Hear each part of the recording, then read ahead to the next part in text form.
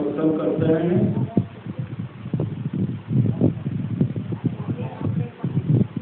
परमाराध्य सद्गुरु महाराज हम लोगों को आशीर्वाद देते हैं। आशीर्वचन है, मैं आपको उपदेश की बात करने नहीं आया हूँ।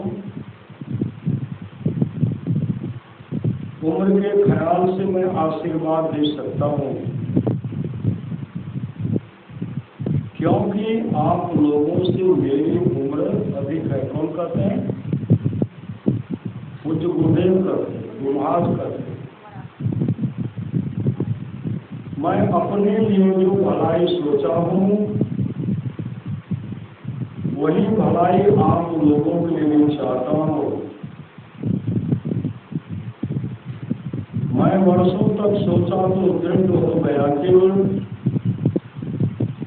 संतों के ज्ञान जो मंगल है वही असली मंगल है। इस मंगल के लिए भजन सत्संग करते रहें और सदाचार का पालन कर अपने को पवित्र बनाए रखें। सदाचार के पालन में आपको बल मिलेगा और संसार प्रतिष्ठा होगी। यह प्रतिष्ठा सबसे अधिक प्रतिष्ठा है। जो भजन साधन करते रहेंगे तो उनको खाना दाना और कपड़ा की कभी कमी नहीं रहेगी। सुख दुख का परवाह नहीं करते हुए, सुख दुख का परवाह नहीं करते हुए भजन साधन करते रहना चाहिए। मैं ईश्वर से प्रार्थना करता हूँ कि आप लोग सुखी रहें। परम पूज्य महर्षि ने परमानंद जी महाराज का यह प्रवचन है। दिनांक 5/1967 ईस्वी को बिहार राज्य अंतर्गत भागलपुर स्थित महर्षि में आश्रम कुपाघाट में हुआ था। सब लोग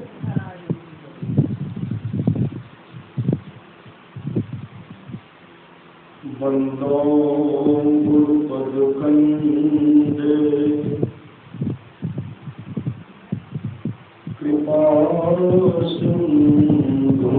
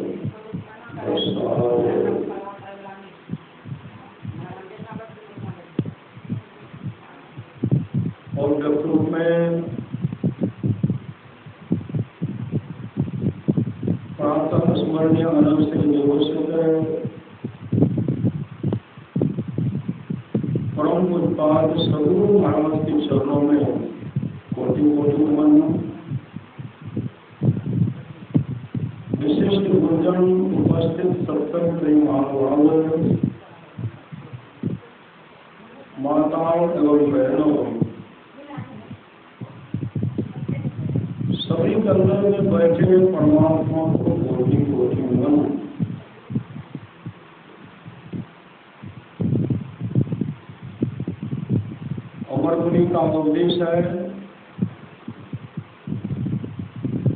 100 काम को छोड़ करके स्नान करना चाहिए। 1000 काम को छोड़ करके भोजन करना चाहिए। लाख काम को छोड़ करके सत्संग करना चाहिए। करोड़ों काम को छोड़ करके अपने जीवन के बागडोर को संत सत्संग के हवाले करना चाहिए।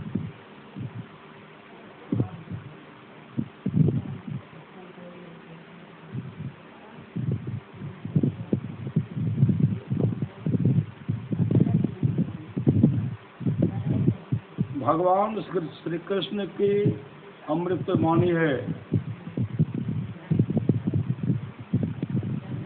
निष्पाप उद्धव जी, कोई कितना भी अश्वमेध यज्ञ कर ले, कृष्ण चंद्रायन आदि आदि व्रत कर ले, उसके द्वारा में सुलभता से प्राप्त नहीं होगा। कोई कितना भी अश्वमेध यज्ञ कर ले, कृष्ण चंद्रायन आदि आदि व्रत कर ले, उसके द्वारा में सुलभता से प्राप्त नहीं होता। बस एक सत्संगी ऐसा जरिया है जिसके द्वारा में सुलभता से प्राप्त हो जाता, उस भक्त के वश में हो जाता और उस भक्त का परम कल्याण हो जाता।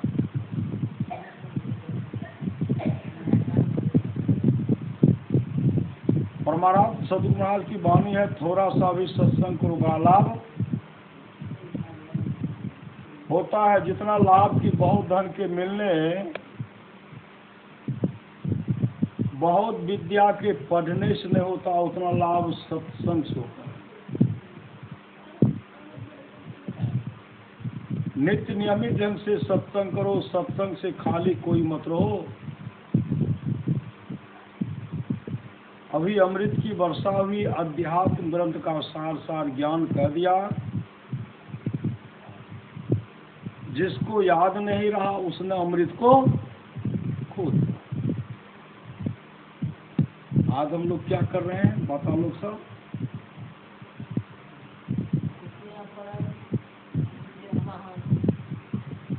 जिमुत वाहन जितिया पर्व, जीवित पुत्र का व्रत न श्री सदगुरु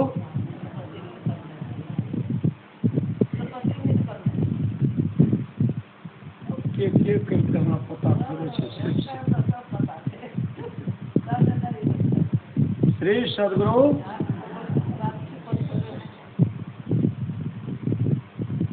की कहानी है चुल्हो और सियारन की न।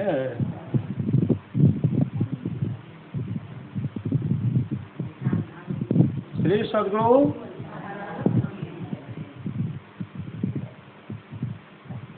चुल्हो वृक्ष पर बैठी हुआ, सियारिन नीचे वृक्ष के नीचे, भद्रा नदी के किनारे।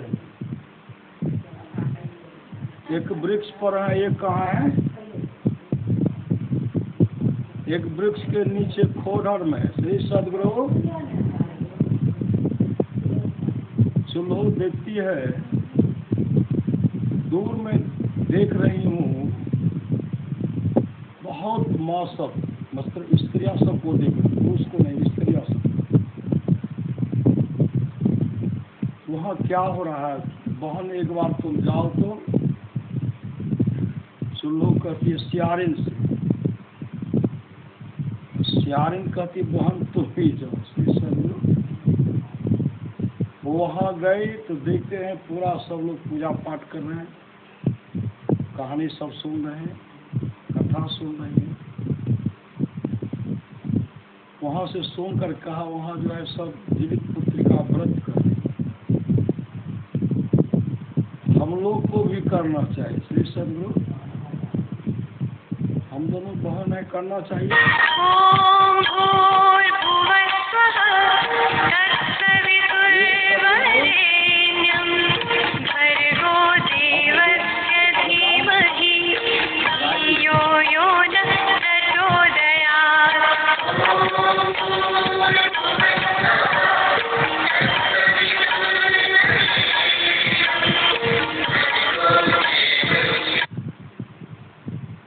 हम दोनों को करना चाहिए। ठीक है, दोनों मिल करके करो। चलो व्रत रखी, सियारनी भी रखी, लेकिन हम लोगों को दिन में कुछ नहीं खाना है न, जो भीतर चलेगा ना, दिन में कुछ नहीं खाना है।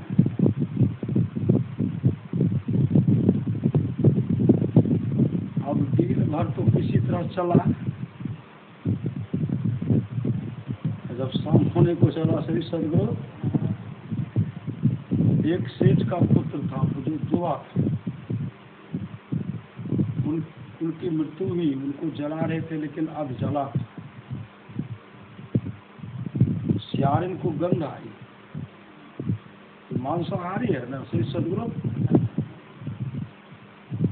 जी, छटपट मन छटपट श्री सदगुरु। अब कहते हैं चलो बहन, चलो हम तो जवाब दे रही है, हाँ भगवान, सब बच्चे सबको देख रहे हैं, समय काट रहे हैं। फिर चलो बहन फिर जगी। कई बार इस तरह का हुआ, चलो मनो विचार करके इस तरह जो है कि क्यों इस तरह बोल रही है, एक बार चुप हो गए। सियारन का तो चलो भाई चुप हो गए। उसी समय उसको मांस का गंध जो है जा करके उस लाश को खाया। चलो सब कुछ देखो, चलो सब कुछ देखो। वहाँ से कहते सियारन कहती बहन मुझे तो आलस सता रही है, मतलब पेट में लगता है कि आग लगे, भूख की। हाँ मुझे भी लग रही है, लेकिन करो तो क्या, मैं भी तो भूखी हूँ। चलो कहती मुझे भी, लेकिन किसी तरह बहन व्रत को रखो। इधर है फिर सवेरा फिर चल बचा खुचा सियारिन था, मांस को खा कर खाए, फिर स्नान करके दोनों गंगा में जाते। श्री सदगुरु गंगा में स्नान करके सियारिन कहती है, गंगा माई मेरा अगर शरीर छूटे, मैं रानी राजकुमारी बन, मेरा पति राजा, सुन हो मन में विचार करती है, मन ही मन मेरा शरीर छूटे, मैं मेरे पति मंत्री हो, मेरे पति को मंत्री हो, उनका राजा है, उनकी मंत्री, शरीर छोटा, दोनों का मनोकामना पूरा। लेकिन सियारिन जो गप दे रहे थे ना, चलो कहती थी तो जाकर के नाश खाया, मैं नहीं खाया। अब तुम कैसे जानता, मैं सब जानता, मैं देख रहे, मतलब उपवास करते नहीं करते हैं, बहुत आदमी से नहीं बनता है छोड़ने नहीं, लेकिन छोड़ने के लिए नहीं करते, क्या है नहीं है उधर सही सोचो, कर रहे तो निभाइए। अब इनको इनकी शादी राजा के साथ, इनकी शादी मंत्री की पुत्र से, दोनों को संतान, किसी का नाम लीलावती न है, शिलावती,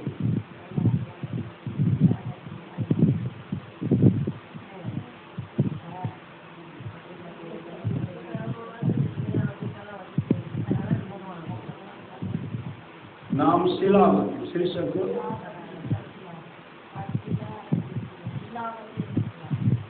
एक टका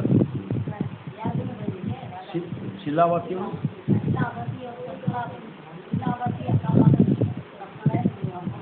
एक कहा शिलावती, दूसरी कर्पूलावती। श्री सदगुरु लेकिन इनको भी 7 पुत्र, शिलावती को 7 पुत्र, इनको भी 7 पुत्र, लेकिन उनका पुत्र जन्म लेते मर जाते, तो बचा नहीं, इनका सब जो उनका मृत्यु होगा, इनका सब। अब वो जलने लगी, श्री सदगुरु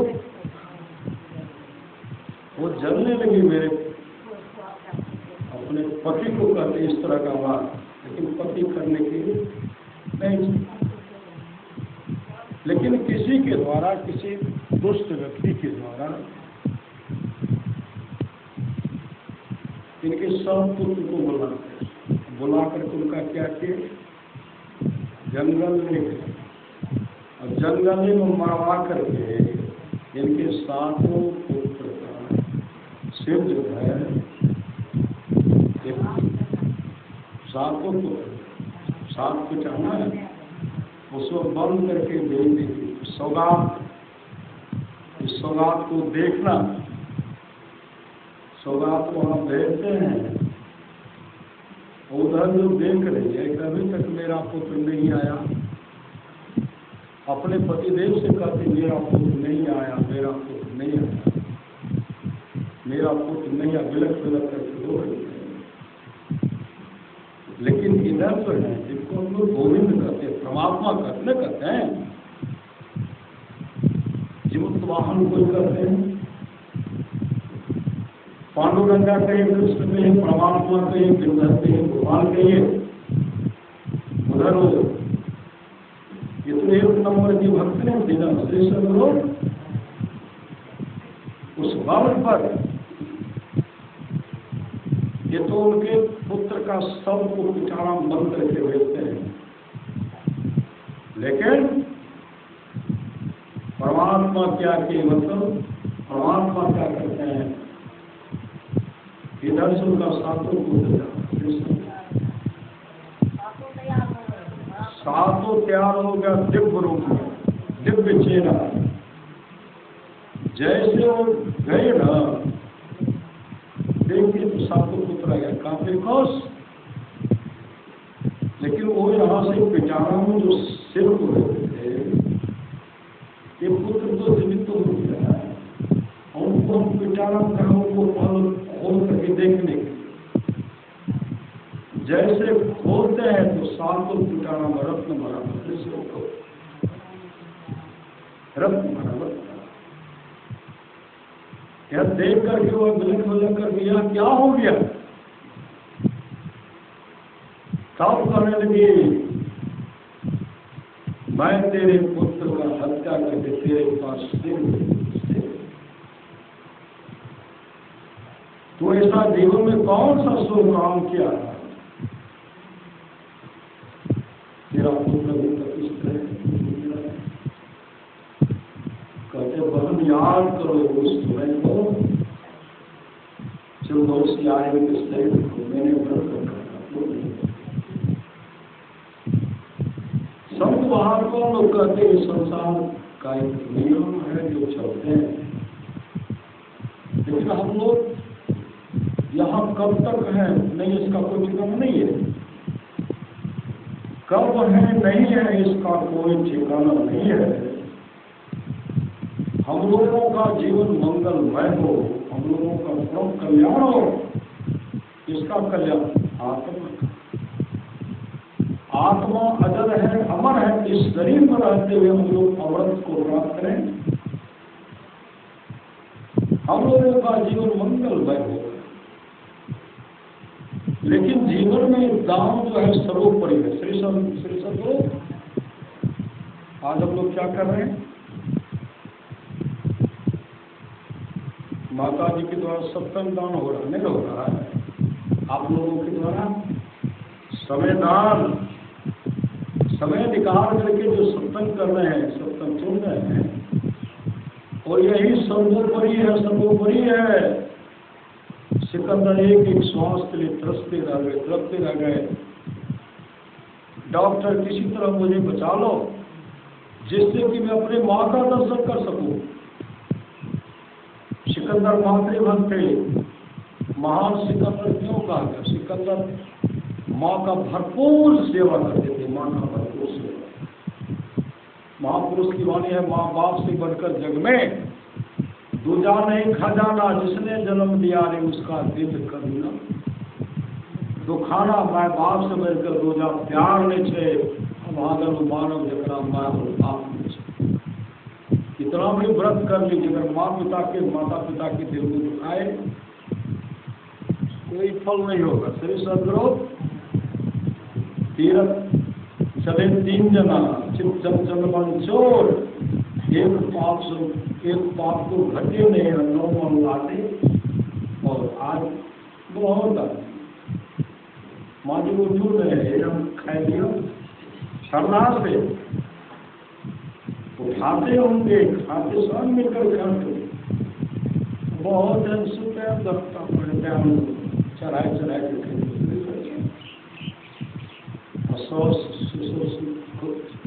सुतले से मैं सुतले से अपना देर घंटा मारता। ऐसे का शरीर छूटेगा ना। मार्कंडेय पुराण को पढ़िए, जो चुपके चुपके सुंदर सुंदर भोजन बना करके अपने खा लेते हैं, और माता पिता को नहीं देते हैं, पति को नहीं देते, चुपके चाप बढ़िया। ऐसे का शरीर छोड़ता है, सूची मुक्त भेद बनता है। और जब भूख की क्षुधा उनको सताती है ना, जमदूत कूदते हैं, जमराज कहते हैं जमदूतो, जब कुटाई होते है भोजन मांगते हैं, कहते गरम गरम इसको दुर्गंध युक्त पीस पिलाओ पी। जो माता पिता को समय में पानी नहीं देते, प्यास नहीं लेते हैं, वहाँ का हाथ नहीं चाहिए। हम ही का हाथ की नौकर छे श्री सदगुरु। अरे नौकर जी के स्वागत बिना मांगे आप लाए थे, नैहर से लाए थे। पिता के रूप में, माता पिता के रूप में, वत्सल के रूप में जो धर्म है, बिना मांगे बाहर बच्चे का दूसरे का हित है ऐसे इकट्ठा दे दिए थे। नहीं एक बेटा के भेजिए, बेटा के गए थे इतने कंजूस को कट्ठा दियो। श्री सदगुरु देने वाले देते हैं, श्री सदगुरु देने वाले देते हैं। धन की 3 गति, पहला दान, दूसरा भोग, तीसरा नाश। जो माता पिता को समय पर पानी नहीं देते हैं, ऐसे पापी का जब शरीर छूटता है ना, जब लोग पिटाई करते हैं, जब पानी मांगते हैं, जब राहत करते हैं, जब दूतों इसको गरम गरम खून पिलाओ, दुर्गंध खून पिलाओ। श्री सदगुरु सुई समझे जब उदित बनाओ बच्चे अति राग, लहे चारि फल अक्षम तनु साधु समाज प्रिया। लेकिन श्रद्धा सिद्धांत में पहला रोटी गाय को दीजिए, कुत्ता को दीजिए, भगवान को दीजिए, माता पिता है उनको दीजिए, संत महात्मा आ जाता है। 2 टुक्का 1 टुक्का से सब। लेकिन आपके घर में देवता के रूप में माता पिता पुत्र के अंदर में वही परमात्मा है, पुत्र के अंदर वही परमात्मा ईश्वर, पति के अंदर वही परमात्मा, जितने भी हैं सबके अंदर वही परमात्मा है। ईश्वर से जीवन विनाशी, अचेतन अमल सहज सुख रस। आज का त्योहार जो है, पर्व जो है, पुत्र दीर्घायु नहीं है, उनकी उम्र बढ़े। लेकिन महापुरुष की वाणी है, सत्संग कीजिए, सत्संग सत्संग तो ध्यान लिख रही करो सत्संग हो। भगवान बुद्ध के सत्संग में एक ब्राह्मणी अपने इकलौता पुत्र को ले गए, ब्राह्मण ब्राह्मणी का प्रणाम करते, भगवान बुद्ध उनको आशीर्वाद दे, दीर्घ जीवी भव। ब्राह्मण कुमार जो मात्र 5 साल का था, वह जब प्रणाम करते हैं, भगवान बुद्ध चुप हो गए, कुछ नहीं। आनंद करते बनते इनके माता पिता ब्राह्मण ब्राह्मणी आपको प्रणाम किए तो आप उनको आशीर्वाद दिए, दीर्घ जीवी भव। या ब्राह्मण कुमार जब आपको प्रणाम किए, आप कुछ नहीं बोलते, कुछ नहीं बोले, बोलते इनको आशीर्वाद तो दीजिए।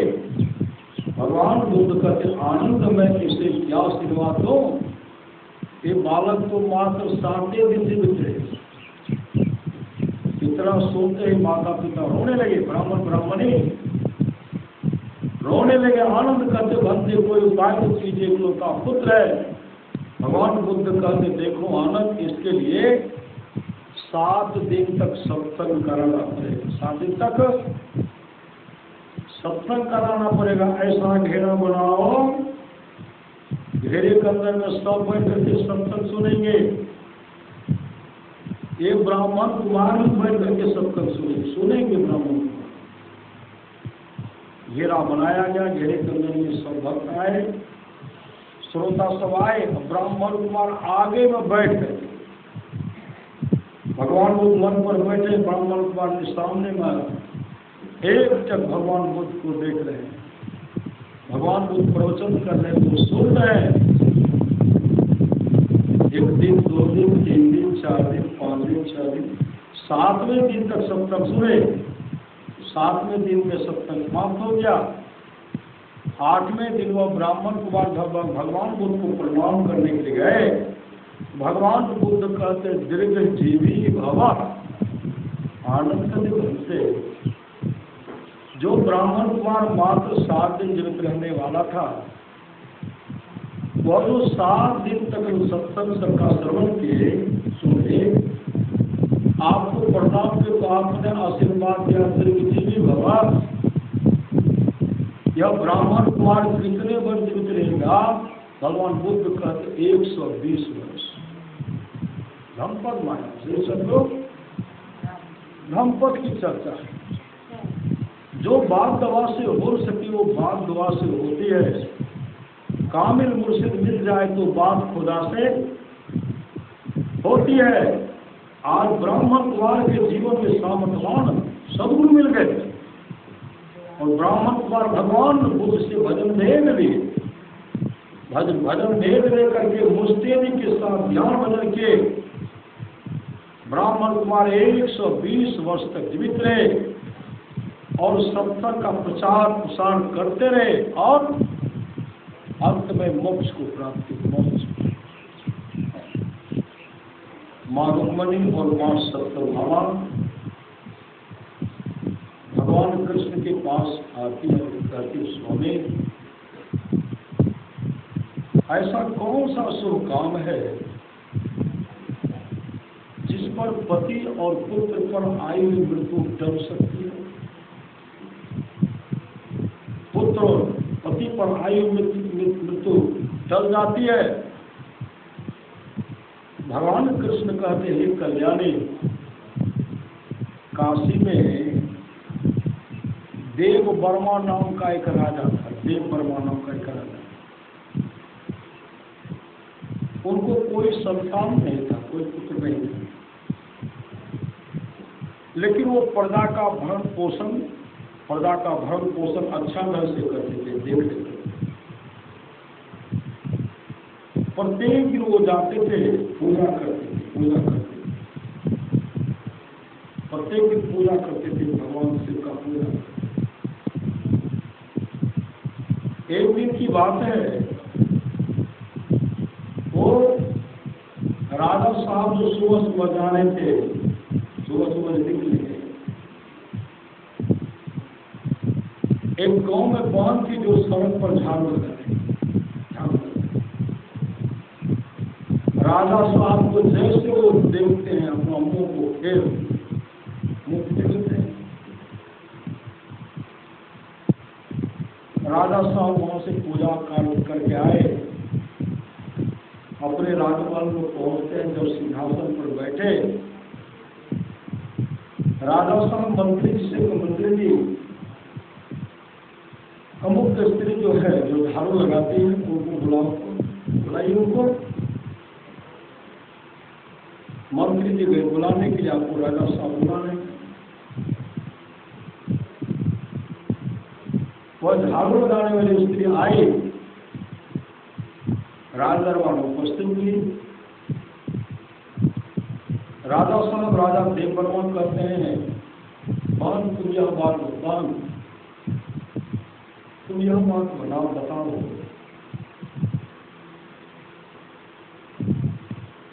जब मैं सुबह में पूजा करने के लिए जा रहे थे, तुम उसको देख करके नाक हो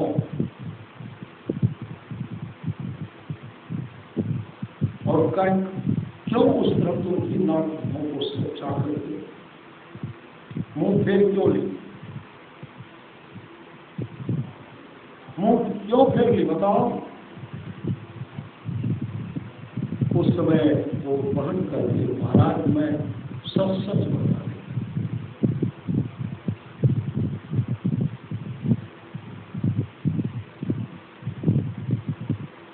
आपका दर्शन करने से जतरा खराब हो जाता है। का क्यों?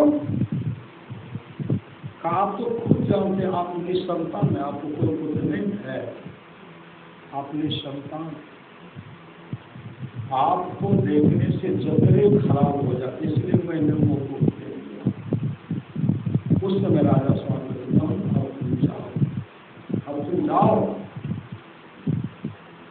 वो स्त्री चली गई। राजा साहब उसी समय सिंहासन पर शुरू करते हैं, चले जाते भगवान शिव का आराधना करने। 1 वर्ष तक भगवान शिव का वो ध्यान की आराधना की, तपस्या की। भगवान शिव के सामने प्रकट हो गए, कहते राजन क्या बात है, मांगिए, क्या मांगते हैं। राजा साहब कहते प्रभु आप तो सब कुछ जानते हैं, मुझे कोई संतान नहीं है, कोई पुत्र नहीं है, मुझे आप यह आशीर्वाद दीजिए कि मुझे एक संतान, एक पुत्र हो जाए।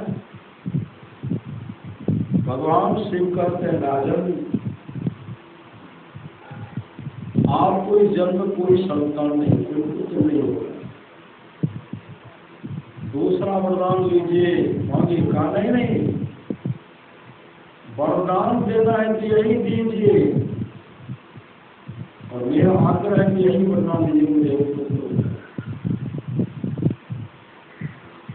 भगवान शिव कहते हैं राजन ये जन्म की बात करते हैं, 7 जन्मों तक कोई पुत्र नहीं, प्रभु हमारी तपस्या है, हमको दीजिए तो यही दीजिए कि हमको पुत्र हो जाए। भगवान शिव कहते आपके पुत्र होंगे, कौन आपके पुत्र, आपका पुत्र कौन होता है, भाग में है ही नहीं। तब मैं अपने एक गण को भेजता हूँ, अपने गण को भेजता हूँ, अपने गण को भेजता हूँ। वह गण भी मेरा रहेगा तो मात्र 25 वर्ष। राजा साहब कहते हैं एक दिन के लिए भी हो जाए तो लोग हमको नहीं कहेंगे वो है, ये तो 25 वर्ष हो। समय हुआ, एक पुत्र हुआ, काफी राजमहल में काफी खुशी, लेकिन राजा के सामने 25 वर्ष थे। सब लोग धीरे धीरे लड़का 15 वर्ष का, उसी समय लड़का का शादी की। तो शादी करने के बाद राजकुमार को कोई संतान नहीं मिला। धीरे धीरे 25 वर्ष, कल 25 वर्ष पूरा हो जाएगा। अब लड़के की मृत्यु जो है उनको काला नाग दर्श करेंगे। काला नाग 10 करेंगे और 2 जमदूत उनको घसीट करके ले आएंगे। राजा के सामने तो है, एक के दिन मेरे पुत्र का ये चाह। रानी भी खुश है, पति राजकुमार की पत्नी भी खुश, लेकिन ये बात सिर्फ राजे जानते, लेकिन कुछ बोलते। राजा साहब कई दिन से भोजन छोड़ देते, नहीं खाते। सुंदर सुंदर भोजन बना हुआ मन नहीं, क्यों नहीं खाते? तबियत ठीक नहीं, गिनती कर रहे। कल मेरे पुत्रों की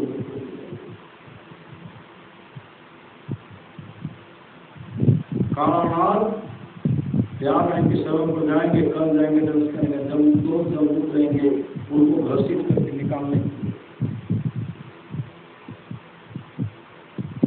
उसी राजा के राज्य में एक गरीब व्यक्ति था, भिखारी। वो भीख मांग करके अपने परिवार का भरण पोषण करते थे। श्री सद्गुरु वो परिवार का भरण पोषण करते थे। और उनकी एक पुत्री थी, पुत्री देखने में बहुत सुंदर। बेटी की शादी हुई, बेटी की शादी तो पति एक नंबर का जुआरी शराबी था, एक नंबर का। काफी वो अपने पत्नी को पीटते थे, मतलब भिखारी की पुत्री को पीटते थे उनके पति। लड़की भाग करके पिताजी के पास आई। 3 दिन पहले वह लड़की को एक पुत्र को जन्म दिया। भिखारी कहीं भी जाते थे भिक्षाटन करने के लिए, उनको भिक्षा के रूप में कुछ देते। 3 दिन हो गया, 3 दिन हो गया पुत्र को जन्म देते, लेकिन पेट में एक कल। अपने पिताजी कहते, बाबूजी आज अगर हमको खाने के लिए भोजन नहीं मिलेगा तो मैं अपने बच्चे को खा दूंगा। अब तो भिखारी कांप रहे, मतलब भूख की छुरा इतनी पेट है, आप जल्द को रही है। आज अगर भोजन नहीं मिला तो कोशिश करके बेटी करो तो क्या तुम जहाँ चाहता हूँ देते। उनके मन में के राज दरबार में नहीं जाते। सब लोग आज राज दरबार में जाता, जैसे राज दरबार प्रवेश किया ना, उसी समय रानी आई।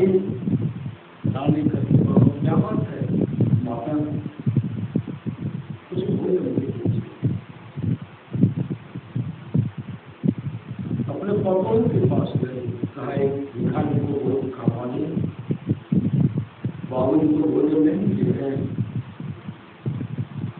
बाबूजी का भोजन जो 56 प्रकार का भोजन जो व्यंजन है, उसी भिखारी को दे दीजिए।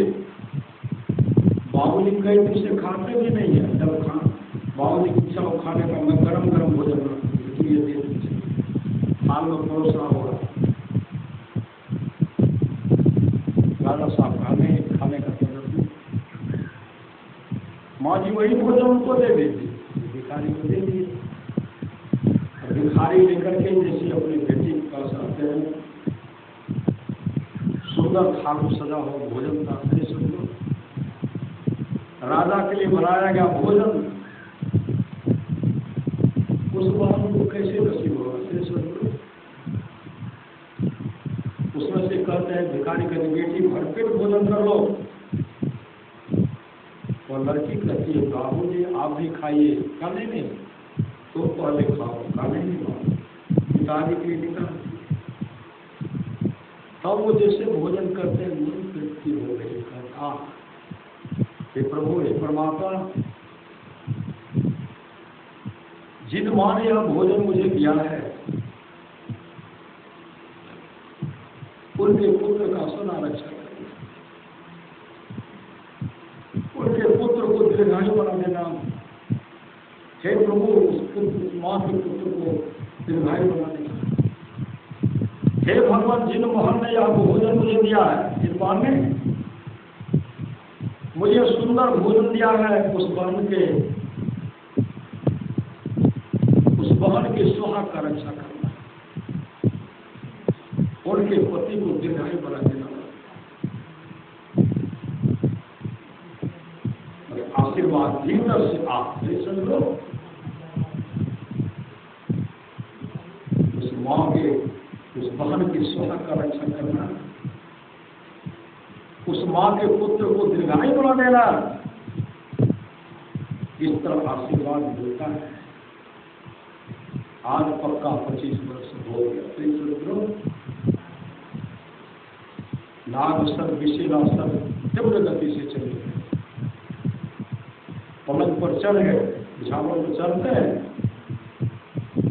जैसे वहां चढ़ करके वहां डांस करना चाहते हैं, आगे बढ़ते हैं। अब एक बित्ता बढ़ने का सामर्थ्य उनमें नहीं है कि बढ़ करके हम इसका डांस कर लें। और जब तुम वहां खड़े खड़े डांस करोगे तब मुझे अपना को खींचेंगे। जब तुम कल जल्दी से डांस करो, आप समय निकलना है, उसके आत्मा को हम निकालेंगे। काल लाल दिखता करते हैं, मेरे पास शक्ति नहीं है कि 1 इंच भी आगे, 1 बित्ता 1 इंच बढ़ने की शक्ति नहीं उनको। वापस आता हूं तो शक्ति है, आगे बढ़ने का शक्ति नहीं। होते होते होते समय टल गया। जिस समय उनके दर्श करने का निर्धारित समय था, वह समय टल गया। अब तो हाहाकार मच गया। जमदूत दौड़ करके गए, महाराज जमराज से कहते, महाराज वो जो नाग है उनको डर से नहीं करते हैं। जमराज कभी करो तो क्या करो, तो समय टल गया। अब काफी खलबली मच गई। श्री सदगुरु, हाहाकार मच गया। समय निर्धारित है, काल का समय निर्धारित है। समय बड़ा बलवान भी पकड़े, समय आज देखते जस से उसने सदगुरु उसी समय जमराज दौड़ गए भगवान सिंह के पास। मृत्यु तो आपके बस में से सदगुरु, आप देखिए तो क्या हुआ।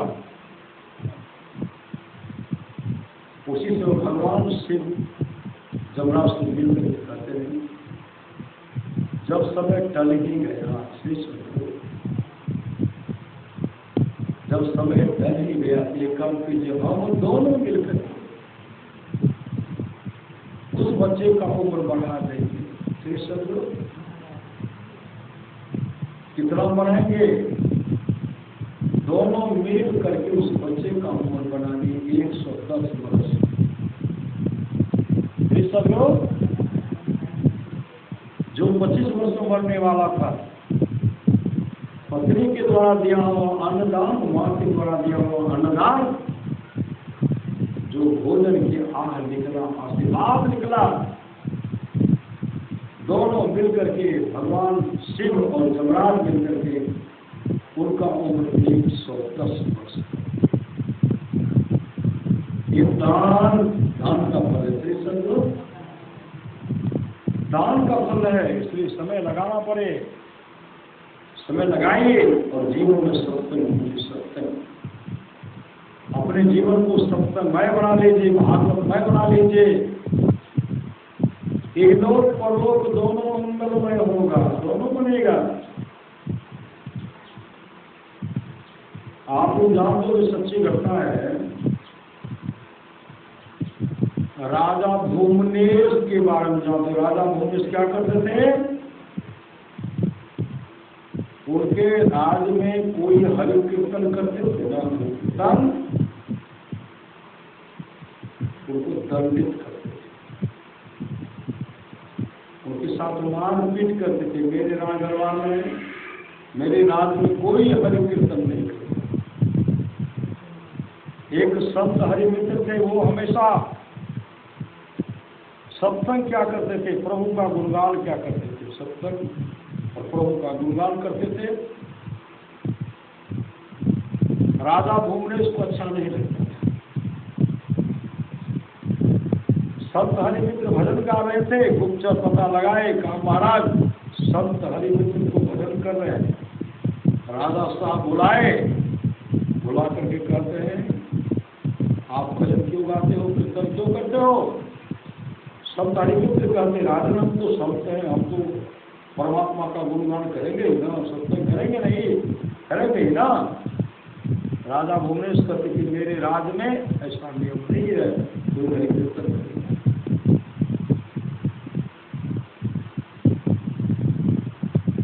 मंत्री जी सिपाही बादे को इनके गीता जो भी धर्म को हरण करते गए। राजा संत हरिमित्र के पास जो धर्म था स्नान ले काबिल को फांसी के तक पर चढ़ाइए।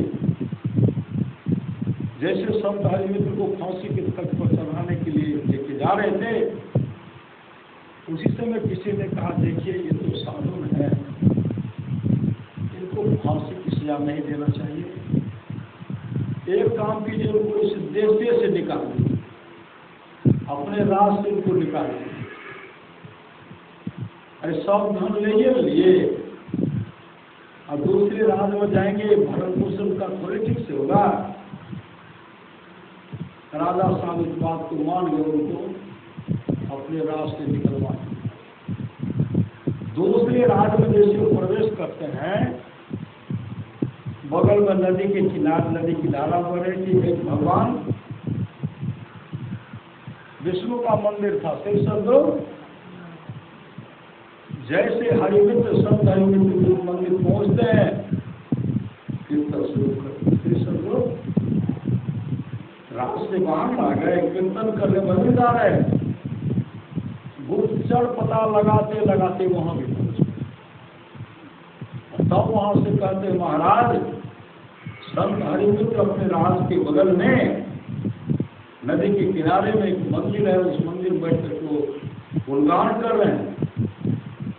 राजा कहते उसको पकड़ करके लाओ। जैसे पकड़ने के लिए गए, जैसे उसको पकड़ करके लेके आ रहे थे, जिस रात में जाकर हरि कीर्तन करते थे वहां के राजा वहां आए और राजा साहब कहते हैं इनको क्यों पकड़ रहे, भाई हरि कीर्तन कर। वो राजा साहब कहते मेरा आदेश है, मेरे राज में सब हरि कीर्तन कर सकते, मेरे राज में सब हरि कीर्तन करते। ओम नमो भगवते वासुदेवाय, सब इस मंत्र को सब नहीं करते। ओम भूर्भुवः स्वः तत्सवितुर्वरेण्यं भर्गो देवस्य धीमहि धियो यो न प्रचोदयात्। जब गायत्री मंत्र सबको जपने के लिए नहीं देते, जो गायत्री मंत्र जपते थे उनके जीव को काट दिया जाता था। जो गायत्री मंत्र का उच्चारण कान में सुनते थे, कान को भी रखी कान में इतनी बड़ी कष्ट देते थे। यहाँ के पाखंडियों से, यहाँ के दुष्टों ने, दुराचार्यों ने इतना संत महात्मा को सहा नहीं कर सकते। जैसे वो हरि कीर्तन कर रहे हैं, कुछ दिन के बाद राजा भुवनेश की मृत्यु हुई। मृत्यु जब हुई, राजा भुवनेश जमराज ने उनको कहा, कर्म परेशान बन गया कि जीवन में तू कभी दान नहीं किया, अन्नदान नहीं किया, इतना तक कि दूसरे का धर्म को हरण किया, इतना तक कि संत हरिमित्र का सारा धन तुमने हरण कर दिया, जीवन में शुभ काम नहीं किया, जाओ अब तुम उल्लू का शरीर धारण करो। उल्लू पहाड़ के कोने में कंदरा में छिप करके रहो, भोजन जीवन में अन्नदान तो किया नहीं, दूसरे का धर्महरण कर लिया, लूट लिया। पहाड़ के खोदड़ के बगल में उसमें तुम्हारा निवास होगा और उसी जगह तुम्हारा लाश रखा रहेगा, उस लाश को तुमको खाना है। कांग्रेस का शरीर छूटा, बन गए उल्लू। एक पहाड़ के खोदड़ में रह रहे हैं और तरोताजा मतलब लाश वहां रखा होगा। उल्लू क्या करते, उसको मांस को नोचना, नोच कर खाना चाहते। धारा प्रवाह शुरू आ रहे, कितना सुंदर खाता था, 56 प्रकार का सुस्वादिष्ट भोजन राजा के शरीर में था। काजू किशमिश रस कदम सब चलता था। आज एक दाना भी नहीं मिल रहा है और जोरों की भूख लगी है तो भोजन भी करेंगे तो अपने शरीर का लाश, जिससे राजा श्वेत अपने शरीर का लाश, अपने शरीर का लाश खाना पड़ेगा। और उसी से वह ऐसे चोंच मारना चाहते हैं, आंसू खा रहे हैं अपने शरीर। उसी समय संत हरिमित्र विमान पर उड़ते हुए हरि कीर्तन करते हुए जा रहे थे। जैसे पहाड़ के कंदरा खोदड़ के पास आ गए, देखते उल्लू है, उल्लू राजा भूमेश के मांस को से नोचना चाहते। संत हरिमित्र विमान को नीचे उतारे और उतार के लगे, कौन हो जी? ये धर्मात्मा राजा का लाश है, राजा भूमेश का लाश है, इसको क्यों नोचना चाहते हो? उल्लू मनुष्यवाद में कहते, महाराज मैं ही राजा भूमेश हूँ, मेरा ही लाश है। मेरी आत्मा उल्लू का शरीर धारण किए। जमराज ने कहा इस पहाड़ के कोने में रहो और इस शरीर का मांस खाओ। जमराज ने कहा तू दान नहीं किया, दूसरे घर को लूटा है, अपने शरीर का मांस को खाओ। कहा कब तक खाना पड़ेगा? कहा बहुत वर्षों तक खाना पड़ेगा। उसके बाद कहा महाराज, उसके बाद जो है ना 60,000 वर्षों तक हम कुत्ता की योनि में जाएंगे।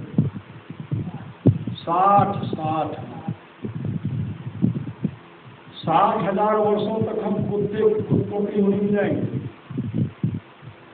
वहां से बाद कुत्ते की योनि में शरीर को बदलते त्यागते फिर हम नरक में चले जाएंगे। नरक में चले जाएंगे, काफी दुख भोगना पड़ेगा। महाराज इसलिए रो रहा हूं, लाश खाएंगे अपने शरीर का और 60,000 वर्ष तक कुत्ते की योनि में जाएंगे, उसके बाद नरक में चले जाएंगे, इसलिए रो रहा हूं। उसी समय संत हरिमित्र कहते, किसने कहा? जमराज ने कहा। संत हरिमित्र कहते, अब मैं कह रहा हूं आपको अब यह लाश खाना नहीं पड़ेगा।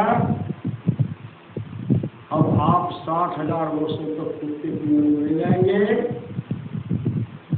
और आपको नरक में भी नहीं जाना पड़ेगा। मैं आपको आशीर्वाद देता हूं, यह उल्लू का शरीर छूटेगा, लाश लापता होगा, आप गांड बंधु के नाम से जाने लगेंगे। भजन करने वाले का विरोधी करते थे, अब जीवन पर्यंत आप आपको भजन नहीं गाना पड़ता, गान बंधु के नाम से जाने जाओगे। उसी से मेरा लाश लापता हो गया, उल्लू का शरीर समाप्त हो गया। गान बंधु के नाम से वो सत्संग भजन करते रहे। श्री संतो संत का दर्शन, गान बंधु के नाम से वो हरि कीर्तन करते रह गए और अपने जीवन को सफल सार्थक करे। इसलिए समय निकाल के अवश्य सत्संग करें, सदगुरु अवश्य सत्संग करें, अवश्य सत्संग करें। समय लगाना पड़े समय लगाइए, सत्संग ध्यान में सतर्कता के साथ कीजिए। आज तो व्रत ही है, नाम का सुवर्ण करते रहिए।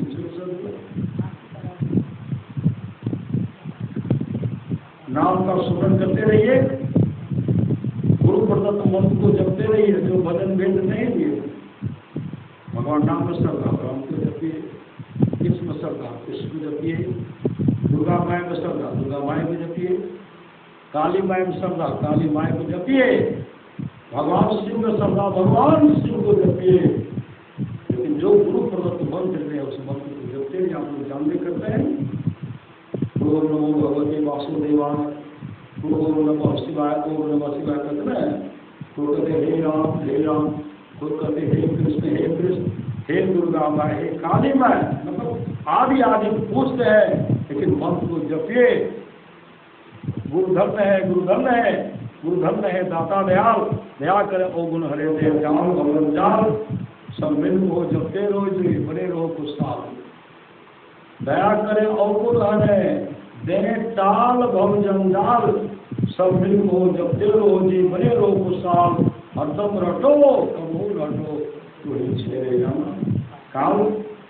बड़ा सुधार करके थोड़ा सा विश्लेषण करो, बड़ा लाभ होता है। जितना लाभ भी बहुत ढंग के मिलने, बहुत विद्या के पढ़ने से उतना लाभ सत्संग से होता है। नित्य नियमित ढंग से सत्संग करो, सत्संग से खाली कोई मत रहो।